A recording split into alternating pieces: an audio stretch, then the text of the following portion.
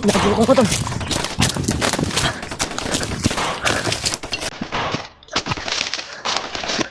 Grabe. Sumama kong sa akin.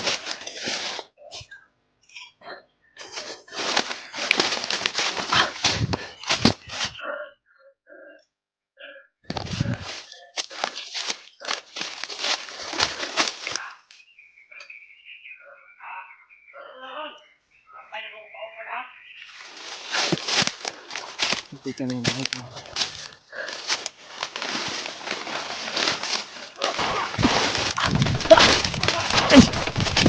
Ay!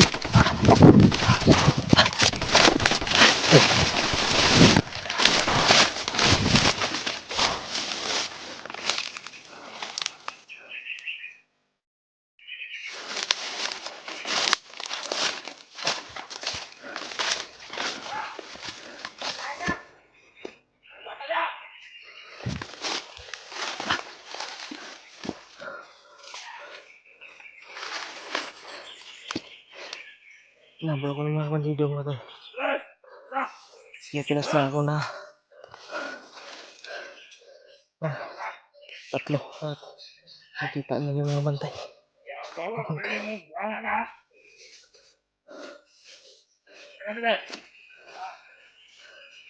Hindi na nakita.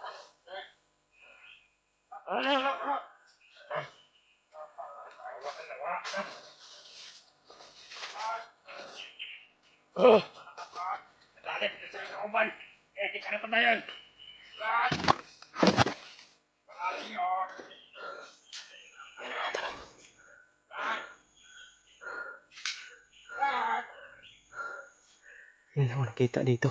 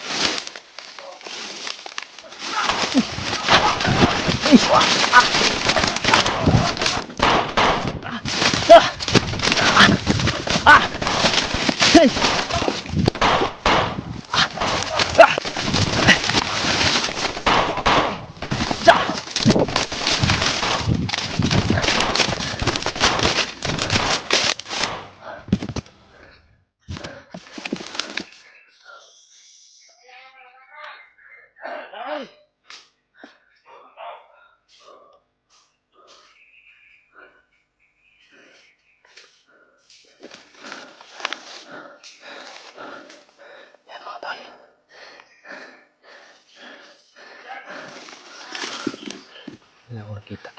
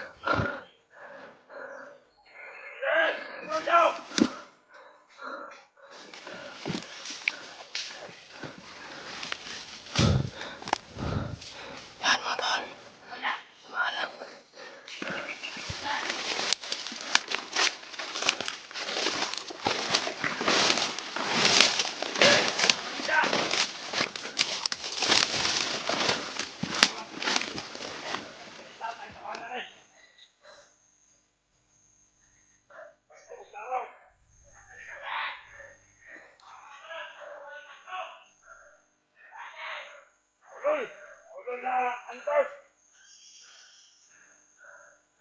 mga tol. Kaya napunta ako dito. Kasi nakontak ko sila Brad Buds mga tol. At nagbigay sila ng location sa akin. At doon ako patungo ngayon. Yung masamang pangyayari, bigla akong nakita ng mga kalaban. Pagpas lang ko dun sa isa. At sa kasama na dalawa pa. Ang dalawa hindi na nakita na pinatay ko na. Yung nakita na yung isa. Yung last ko na pinas lang. Nakita nila kaya ako hinabol ng mga bandido. Siguro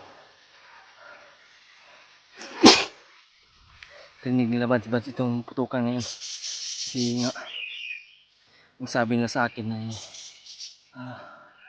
dito na ako dadaan bago ko punta doon sa location nila. Napakalapit na lang daw mga tol pag ako dito sa area na ito. Masamang palad lang ay nangyari ay muntikan ako na mahuli ng mga kalaban. Pero ginamitan ko sila ng bilis at tiksi para hindi nila ako mahabol at hindi nila ako makita. At marami akong napaslang sa kanila mga tol. Binaril ko yung iba at ignorasyon ko yung iba. Sana nandito pa rin sila Brad Buds sa malapit sa location na binigay nila. Pag narinig nila itong mga nangyayari ngayon dito sa akin banda, baka magtaka kayo mga tol. Hindi ako nakapag-video isang araw kasi nga bumaba ako at humanap ako ng pwede kong pagbilhan ng pagkain. At yun, nakakita ako ng pagkain, nakakita ako ng tindahan. Bumili ako doon ng pagkain at ng mga inumin. May natira pa ako dito sa bag ko. Dalawang tubig at saka dalawang tinapay na putos na tinapay, balot na tinapay. At bumalik-balik na po yung lakas ko mga tol. At doon, nakunta ko sila Brad Buds. Nakakuha ko ng signal doon. Nakausap ko sila ng masinsinan, sama sila ni Bradley. At nagbigay sila sa akin ng location. At ito yung babaybayin ko ngayon, ito yung lalakbayin ko patungo doon sa binigay nila ng location. Sa tingin ko talaga mga tol, hindi nakalayuan talaga dito yung binigay ni Bradley sa location. Sana marinig nila itong mga pangyayari ito ngayon sa kinaroroonan ko. Para malalaman din nila na nandito na ako sa malapit. At kailangan ko talaga ng kasama mo tol, kailangan ko talaga na ng tulong. Lalo na mag-isa na po ako ngayon at kababalik lang po ng lakas ko. Hindi nga ako nag-video mga tol, patungo ako doon sa baba. Naghanap ng bilihan ng pagkain. Nakita ko ng tindahan doon. Hindi na ako nag-video, sinadya ko po para talaga sa kaligtasan ko na hindi ako ma-monitor ng kalaban. Nakapunta ako sa baba na kailangan ko na makakain para mapabalik sa lakas ko. Sana mga tol, i-share nyo po ito sa kanila para malaman nila na nandito na ako sa baka sakali man na di nila ito marinig itong pangyayari dito ngayon at para ma-aware din sila nakapasok na ako sa location na binigay nila.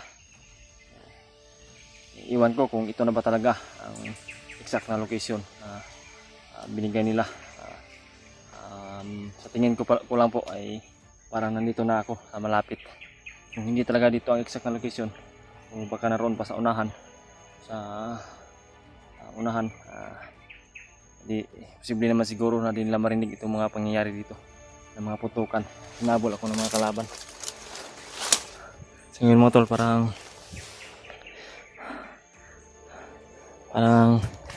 hindi na tumahimik yung paligid. Saan nagpunta yung mga bandidong yun? Hintay ko biyan sa mga tol dahil ito talaga yung pagkakataon makita ko sila Brad Buds at magkasama kami. Kaya panatilihin natin yung kaligtasan. Di tayo magpapahuli para di tayo dagdag sa problema ng ating mga kasamahan. At baka sakali man kung ano yung mangyari ay talagang hindi ako magpapahuli ng sa kalaban. Talagang lalaban ako para talaga ay magkatagpo na kami ni Brad Bads at ni Brad Ray. At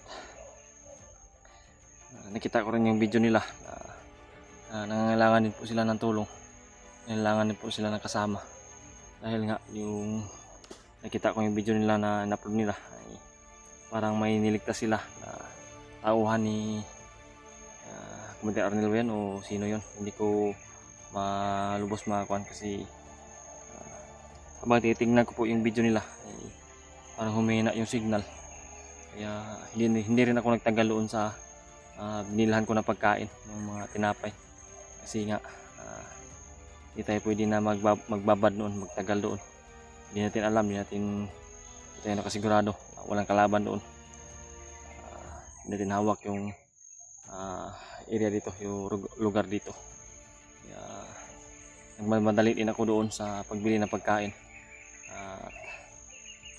Hindi ko talaga na ayos na nakita yung video nila, basta may niligtas sila, parang bihag ng mga bandido, iwan ko kung sino yun o kung ano yun. Sa tingin ko, sa pag-uunawa ko ay parang isang tauhan ni Commander Arnel na binihag ng mga kalaban, binihag ng mga kapwa bandido. Kaya hindi siguro ako magtagal mga tol, dandahan ako na patungo doon sa location kung saan talaga exact na naroon sila Brad Bads. Hindi posible naman talaga na hindi nila marinig yung mga pangyayari itong kaganapan dito. May narinig pa ako na ingay ng aso pa ng aso. May paparating na naman mga tol, mga kalaban. Baka yung mga humabol sa akin kanina ay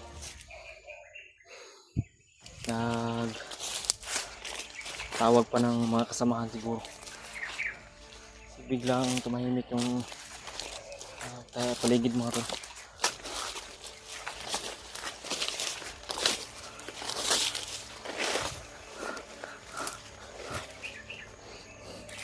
Hindi pwede na hindi talaga tayo mag-alerto.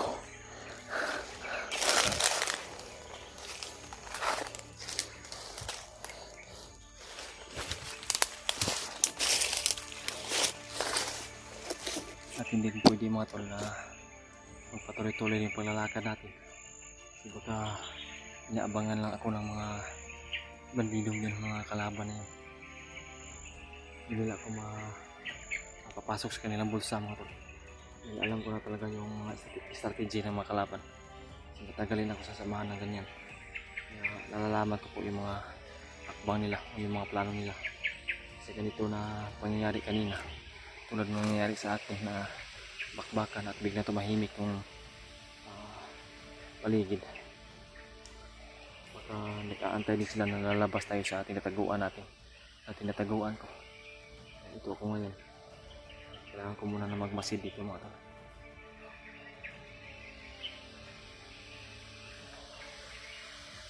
At namumbliman ako at nag-alala din ako kay Brad Julius ngayon mga tol, kasi wala na akong balita sa kanya at di ako nakatingin sa kanyang channel, sa kanyang mga upload na video, dahil nga nagmamadali din ako sa pagbalik ko dito sa bundok, dahil hindi na naman kalayuan mga tol na narating ko yung tindahan na binilan ko na pagkain. Nakabili nga din ako ng gamot. Wala na ako sa kay Brad Julius. I-comment po mga tol kung ano na po nangyari kay Brad Julius sa mga nakakasubaybay sa video niya. Video niya na dala siya ng mga kalaban. Sana ay i-share nyo din sa akin yung video niya. Hanap tayo ng paraan na monitor natin yung video niya.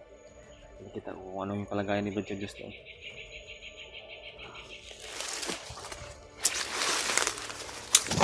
Nagdahan tayo nga. Hindi talaga pwede na tagal tayo dito. Kasi huwag natin sayangin yung pagkakataon na nakausap ko sila Brad Bads. Bumili sila ng location sa akin. At doon talaga ako patungo ngayon mga tol. Sana itigasan niyo po na makarating ako doon at magkikita kami na ligtas. Walang mangyayari sa akin at walang mangyayari sa kanila. Talaga hindi na bulyaso itong pagkataon na ito.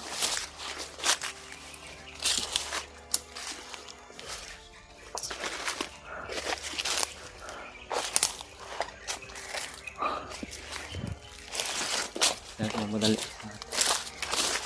nakarating doon. Yan mga tol, kaya ito itong bigyan ito sa kanila.